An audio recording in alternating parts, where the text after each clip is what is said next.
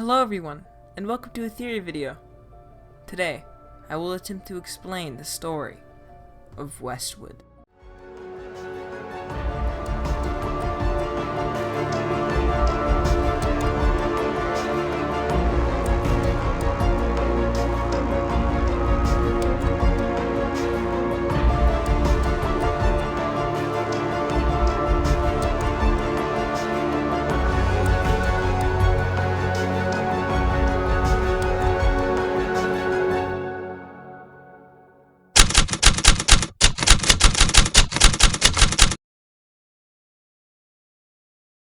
Ever since we moved here, things have been fine. My family and I have enjoyed the peace and nature. It's been a big change from the big city, and a welcome one, but lately, it seems things are off.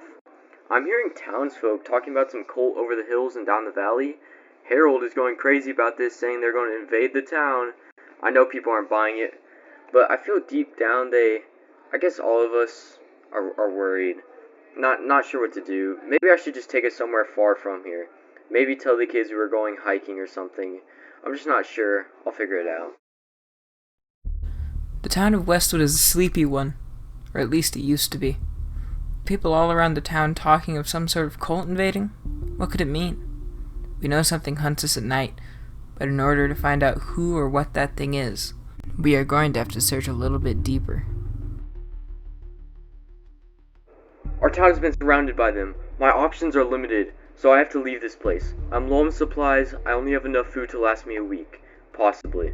I'm going to gather my supplies and hike through the valley. I may die trying, but it's better than dying to that monster.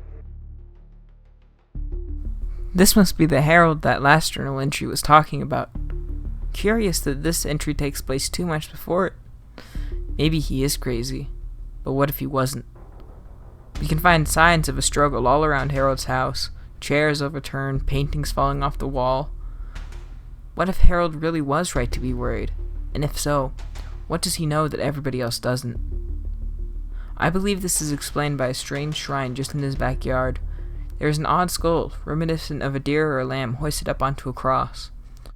However, the snout is horribly stretched and disfigured, reaching much too far for any natural creature. Whatever the people in the hills were doing, it can't be good.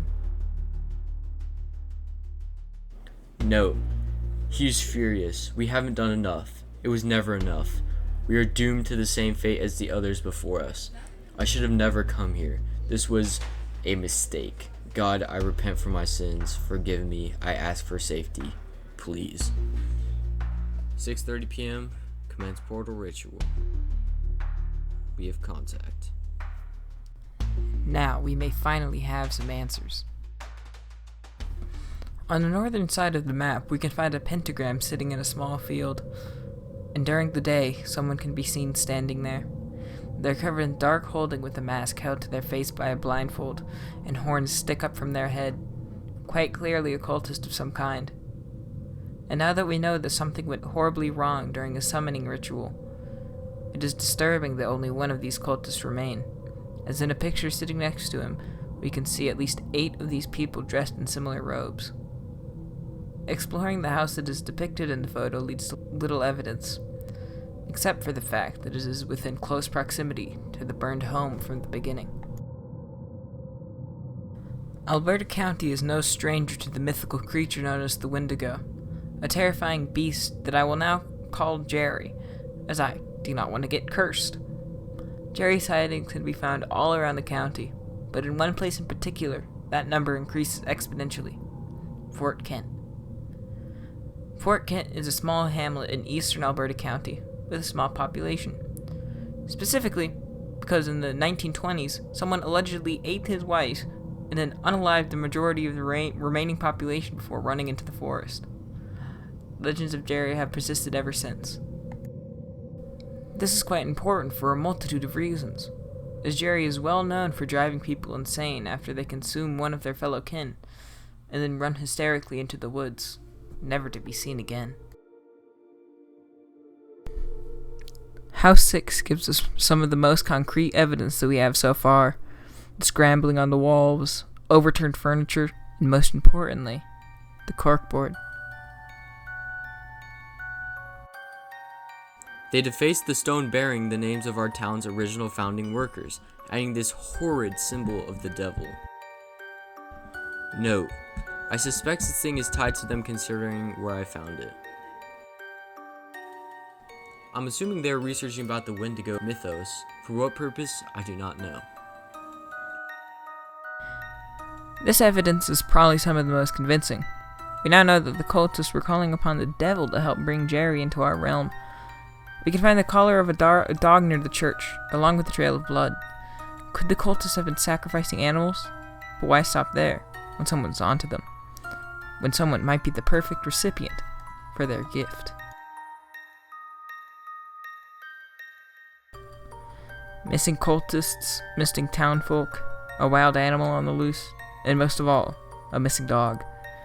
The evidence is starting to stack up that there is a Jerry invading the town, and the writing on the walls may give us a better idea on who it was. All around the town of Westwood we can find missing posters, and according to Logonier, the developer of Westwood, the Wendigo's name is Jerry. While the missing posters don't tell us the person's name, it is reason to believe that the human resident scratching sentences onto his walls, such as, "It's in my head," and "Me become human," may have something to do with it.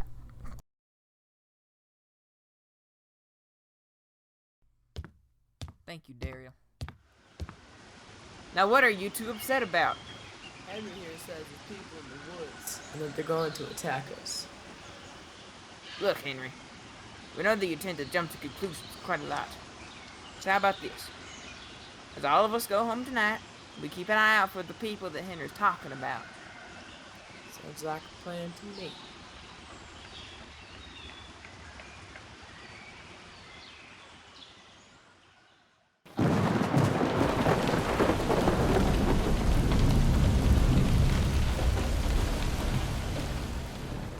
On that fateful day, Jerry saw something that he was not supposed to, and it sent him down a path that would ultimately lead to his end.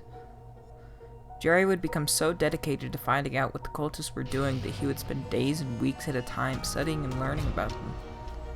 And he started to notice things that no one else would, like how the stone that bore the names of the town's founders was defaced, now bearing a pentagram instead, and how the back of pictures taken near his town from years and years ago, they now showed something lurking in the background. And as the final nail in the coffin, he discovered that the cultists were researching something about a strange creature called the Wendigo.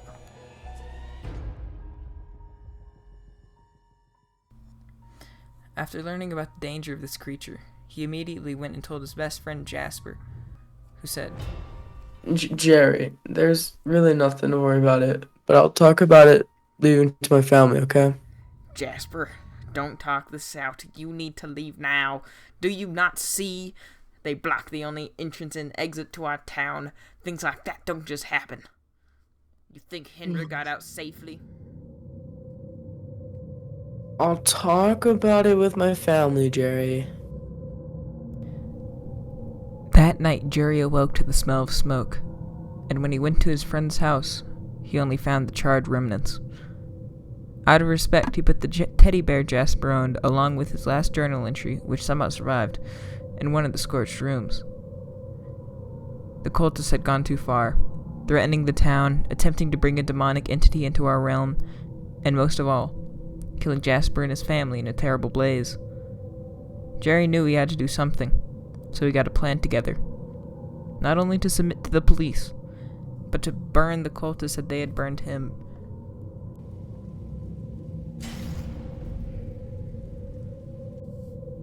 And Jerry went to bed, sad and disturbed, but ready to fight back against the cult with whatever he had.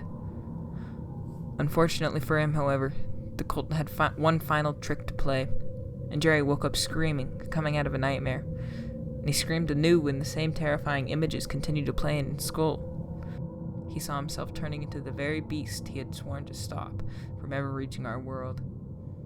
In terror, he clawed at the walls, desperately trying to cling on to what little of himself he had left. Knocking over bookshelves with ease and storming into the living room, he scratched into his walls again. And then, he ran into the forest, never to be seen again. However, This is a Pyrrhic victory, to say the least. The cult has suffered heavy losses before and after bringing this new form of Jerry into existence, with some of them leaving the cult entirely, instead hoping for forgiveness from the church. Others were sacrificed to transform Jerry, and some were ended by the very creature they had brought into our dimension. But that's just a theory. A beluga theory. Thanks for watching. Please tell me if I missed anything in the comments below, or above if you live in Australia. Goodbye!